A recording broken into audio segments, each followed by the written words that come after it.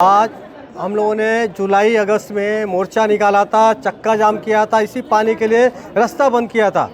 आज कल्याण ईस्ट का पानी ये लोगों ने बिरला कॉलेज के पास एक टाकी बनाया, कल्याण ईस्ट का पानी उधर शिफ्ट किया। 25% का पानी गोविंदवाड़ी से जो ढाबे बने हुए हैं अनलीगल कनेक्शन दे करके अधिकारी उधर से हफ्ता वसूल रहे। अधिकारी लोगों ने सब कनेक्शन दिया, कनेक्शन काटते नहीं करके कल्याण ईस्ट का पानी जो स्पीड से अपना ये प्रेशर से आना चाहिए, प्रेशर से पानी नहीं आ रहा है, टाँकी नहीं भर रहा है और लोगों को किधर भी पानी नहीं मिल रहा है। आज हमारा जो कैलाश नगर, खड़े गलौली, आत्माराम नगर, महावीर नगर, शिव शक्ति नगर, साई नगर जो एरिया है ये सब चाली है, सब गरीब लोग हैं, कोई हाथ गाड़ी वाला, सब गरीब लोग बेचारे लाइट का बिल, पानी का बिल भर रहे हैं, टैक्स का बिल भर रहे हैं, करोड़ रुपया भर रहे बेचारे, उनको पानी नहीं मिल रहा है। ये लोग पानी डिवाइड करके बिल्डिंगों में बांट रहे हैं, इधर बांट रहे हैं और जो चाली में रहने वाले उनके पास कोई टाकी नहीं है कि नीचे स्टोर करे, ऊपर कोई टाकी नहीं है, वो एक ड्रम रखे, ड्रम भर पानी रहता है। आज हमारे इधर रामनवमी गया, गुड्डी पड़वा गया, नहाने को पानी नहीं। आज बच्चों का स्कूल चालू है, बिना नहाए बच्चे स्कूल जा रहे हैं। आज कल्याण ईस्ट का पानी का इन्होंने इतना बदतर हालत करके रखा है। आज कल्याण वेस्ट में कभी देखा है कि अंडा मोर्चा निकला है? डुमली में देखा क्या कभी अंडा मोर्चा निकला है? कल्याण ईस्ट को इन्होंने वंचित करके रखा है, पूरा वंचित करके पूरा पानी कल्याण ईस्ट का लोग बेच रहे हैं, ये लोग हफ्ता खा रहे।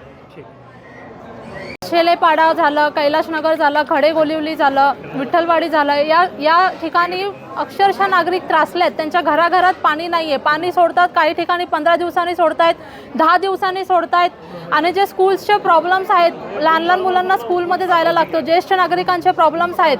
हा जो पाण्याचा जो विषय आहे, हा पाण्याची टंचाईचा जो विषय आहे, हा केवळ एक पाणी म्हणून एक लोकांची सुविधा नाही आहे, हा त्यांचा हक्क आहे, त्यांना वेळेवर पाणी भेटला पाहिजे। याच करता आम्ही ही मागणी करण्याकरता आज इथे वॉर्डला आलेलो आहोत आणि साहेबांना सांगितलं की जी पाण्याची समस्या आहे ती लवकरात लवकर सोडवा आणि जे माझे नागरिक आहे, जो माझा परिवार आहे जो त्रासलेला आहे, त्यांना लवकरात लवकर पाणी कसं भेटेल याचं नियोजन काढा।